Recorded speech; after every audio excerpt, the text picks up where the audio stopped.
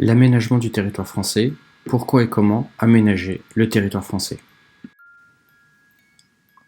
Afin de comprendre l'aménagement du territoire, partons d'une expérience de pensée qui permet de s'affranchir des contraintes et des aménités. Imaginons un territoire qui a la forme d'un hexagone. Je dois aménager au mieux ce territoire. Pour cela, je commence par installer au centre du territoire la capitale et décide de créer des axes de communication qui partent en étoile depuis cette ville majeure de mon territoire. Il ne peut y avoir qu'une seule ville sur ce territoire que je dois aménager. Je décide donc de placer les villes moyennes à une distance raisonnable entre la capitale et les frontières de mon espace, ce qui me fournit un autre maillage du territoire ainsi mieux administré. Enfin, les villes moyennes sont placées de manière espacée autour des grandes villes afin d'accentuer ce maillage. On peut bien entendu continuer jusqu'au plus petit niveau, chacun se trouvant à une distance raisonnable des autres. Ce maillage assure une répartition homogène et égalitaire des habitants, leur assurant un accès aux services différenciés en fonction de la taille des villes. Par exemple, on peut imaginer dans ce petit pays que les écoles se trouvent dans les villages, que les collèges ne se trouvent que dans les grandes villes et que les lycées ne se trouvent que dans la capitale, car ce service n'est utile que pour une part minime de la société. Prenons la France. Et sur cet hexagone, plaçons les montagnes françaises, les grands fleuves, et puisque c'est une donnée historique, plaçons de même la capitale. Dès lors, on voit que le maillage précédent ne peut plus être efficient ni même efficace. Il doit tenir compte des contraintes et des aménités des territoires français. Un décideur public qui doit aménager le territoire et qui doit impérativement tenter de fournir à chaque citoyen un égal accès aux services publics se voit dans l'obligation de faire des choix et de remettre en place des stratégies de contournement des contraintes. Ainsi, lorsque sur ce schéma on fait apparaître les métropoles et quelques villes moyennes, on s'aperçoit que l'organisation du territoire français s'écarte largement du schéma idéal de l'aménagement que l'on vient de voir. Tentons de comprendre ces raisons.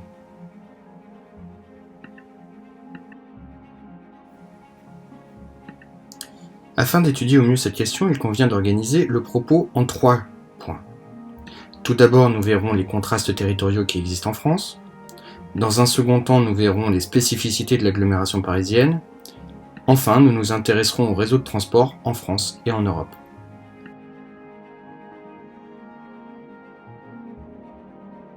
Les contrastes territoriaux. Quels sont les contrastes entre les territoires français que nous pouvons observer ? Si la ville mondiale qu'est Paris domine l'ensemble du territoire français, certaines métropoles régionales disposent aussi d'activités de commandement au niveau national, comme Lille, Lyon et Marseille, dont le rayonnement est européen. D'autres villes se sont spécialisées dans les hautes technologies, telles que Montpellier, Grenoble et Toulouse. Cette concentration des hommes et des activités dans les métropoles, aussi appelée métropolisation du territoire, entraîne un certain rééquilibrage du territoire français entre Paris et la province. Certains territoires sont plus adaptés que d'autres à la mondialisation, c'est-à-dire à la multiplication des flux de personnes, de marchandises et de capitaux à l'échelle mondiale. Ce sont les zones de contact qui correspondent aux régions frontalières du nord et de l'est et aux façades littorales. Les régions frontalières comme l'Alsace bénéficient de l'ouverture européenne car les emplois frontaliers permettent de diminuer le taux de chômage dans les régions de départ. Les littoraux ouverts sur le monde, la concentration des hommes et des activités sur les littoraux, grâce à l'implantation de zones industrielles portuaires et à l'essor des industries de haute technologie associées à des centres de recherche et à des universités dans les technopoles, favorisent les territoires de l'Ouest et du Sud qui bénéficient par ailleurs d'un cadre de vie attractif. L'aménagement du territoire désigne donc l'ensemble des actions d'une société sur son territoire et le résultat de ces actions. À l'échelle nationale, l'État a longtemps cherché à réduire certains contrastes, en limitant notamment le poids de Paris. Il tente aujourd'hui de renforcer les espaces dynamiques pour les rendre encore plus attractifs à l'échelle européenne et mondiale. L'État soutient notamment la création de pôles de compétitivité qui regroupent sur un même territoire des entreprises, des établissements d'enseignement supérieur et d'organismes de recherche publics ou privés ayant pour vocation de travailler ensemble pour mettre en œuvre des projets de développement économique par l'innovation. De leur côté, les collectivités territoriales participent aussi au développement de leur territoire avec l'État et les entreprises dans le cadre de partenariats publics-privés. Par exemple, la ligne grande vitesse, ou LGV Tours-Bordeaux, est financée par des acteurs publics tels que l'Union européenne, l'État ou les collectivités territoriales et des acteurs privés avec l'entreprise privée l'ISEA.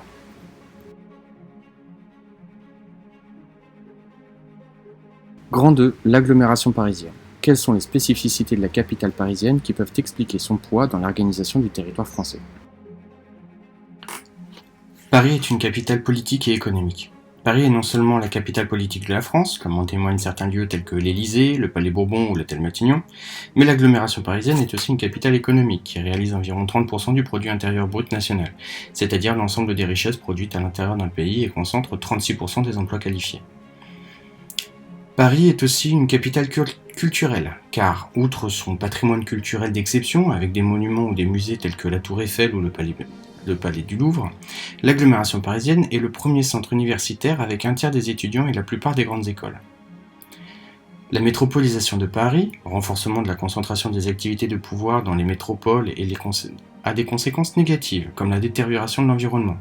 Le problème d'accessibilité au logement, puisque le prix moyen de l'immobilier tourne autour de 10 000 € au mètre carré, ce qui rend Paris inaccessible pour les classes moyennes et renforce la ségrégation socio-spatiale.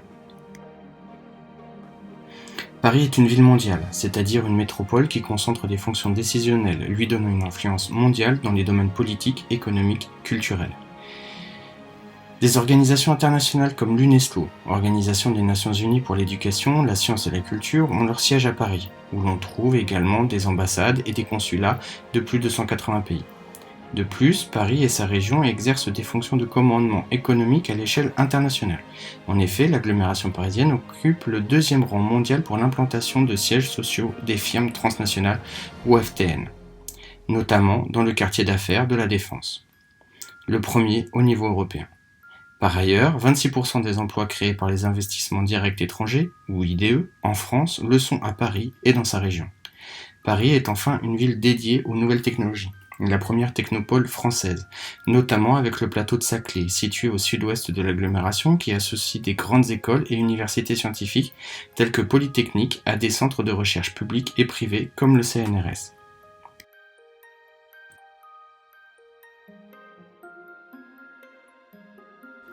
Grand 3, les réseaux de transport en France et en Europe. Comment s'organisent les réseaux de transport français et européens? Qu'il s'agisse du réseau autoroutier, ferroviaire ou de l'organisation du trafic aérien, la caractéristique française en matière de transport est la place centrale de Paris, d'où rayonnent les principales lignes et qui concentrent tous les types d'infrastructures. Cette situation est héritée de plusieurs siècles de prédominance de la capitale, reste incontestable en dépit des politiques de rééquilibrage favorisant d'autres centres urbains tels que Lyon ou Lille. L'intégration européenne et les logiques même de la mondialisation des échanges et du commerce imposent néanmoins à la fois de repenser les réseaux de transport français, mais aussi de les intégrer à l'Union européenne, qui représente le principal pôle d'échanges commerciaux au monde devant l'Asie et les États-Unis. La France et Paris, c'est également le premier pôle récepteur d'IDE, d'investissement direct à l'étranger. Et l'Europe voit de nombreuses entreprises étrangères investir et s'implanter sur ce territoire dynamique et bien équipé. En 2019, la France passe du 7e au 5e rang pour les IDE, confirmant cette tendance d'attractivité. Les enjeux sont donc colossaux et la nécessaire intégration de la France au réseau de transport européen, dont le centre de gravité a basculé vers l'Est depuis l'entrée des nouveaux membres, s'est surimposée aux seules logiques hexagonales qui prévalaient juste là. Cette intégration au réseau de transport européen est importante pour l'ensemble des pays européens, et pas seulement pour la France. Les différents tracés sont donc réalisés de manière concertée, de même que les financements des infrastructures, dans le cadre du réseau de transport transeuropéen appelé RTTE. Les objectifs visés sont la fluidité des échanges, mais aussi la réduction de la part des routes dans le transport des marchandises, et ce afin de réduire la pollution. C'est à cette fin que des projets de fer-routage voient le jour, c'est-à-dire le transport de camions sur des trains, mais aussi des autoroutes de la mer, où les camions sont déplacés par bateau, et ce entre différents pays. France-Espagne par exemple avec la ligne Nantes-Gijón, réalisée en septembre 2010. Ces moyens de transport permettent de réduire l'impact carbone des déplacements et de désengorger les axes traditionnels, tout en favorisant la croissance de villes périphériques. Si le financement des infrastructures et leurs modalités sont partagés, c'est également le cas des risques, et notamment les risques environnementaux, transport de produits dangereux, normes de sûreté, zones à risque, puisque leurs conséquences ne s'arrêtent pas aux frontières des États. Des projets de coopération ont donc vu le jour pour harmoniser les législations nationales, coordonner les moyens d'action et les normes de construction, mettre en relation les acteurs divers et organiser des politiques de prévention. L'intégration de la France au réseau de transport européen est donc complète et ne s'arrête pas à la seule mise en commun des moyens de financement. L'objectif est véritablement de proposer un réseau cohérent et répondant à la même qualité et aux mêmes normes de sécurité à l'échelle de l'Union européenne.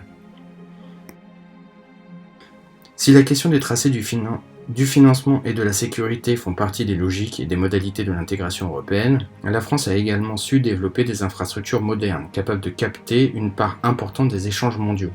L'insertion européenne est en effet pensée comme devant accroître la place de chaque pays membre sur le marché mondialisé. L'ensemble du réseau se trouve ainsi structuré autour de nœuds de communication, ou hubs, fortement équipés qui fonctionnent comme autant de portes d'entrée ou de carrefours des investissements étrangers, des marchandises et des personnes. Derrière Paris, qui concentre ses équipements, les grandes métropoles telles que Lyon, Lille ou Marseille agissent ensuite comme des relais de diffusion. D'où l'importance de leur interconnexion entre elles et avec les autres métropoles européennes. Petit détail d'actualité, si aujourd'hui la France est un des pays les plus touchés par le coronavirus, c'est aussi à cause de cette politique de hub.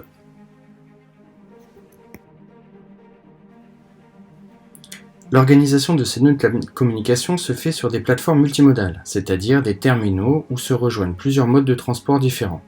L'aéroport de Roissy à Paris est un exemple abouti de hub de ce type. Les passagers arrivant par voie aérienne depuis n'importe quel aéroport international peuvent ensuite choisir entre le réseau autoroutier, la gare TGV ou les transports en commun pour rejoindre Paris ou continuer leur route. Des gares de fret y sont également organisées pour le transport des marchandises et leur automatisation réduit considérablement les temps de prise en charge. En conclusion, l'aménagement du territoire, c'est avant tout réduire les inégalités. Le territoire connaît des espaces dynamiques et d'autres moins. L'aménagement doit se concentrer sur le rééquilibrage entre ces deux tendances. Réduire le rôle de Paris, qui est réellement prédominant sur le territoire français. Et enfin, connecter la France au reste du monde.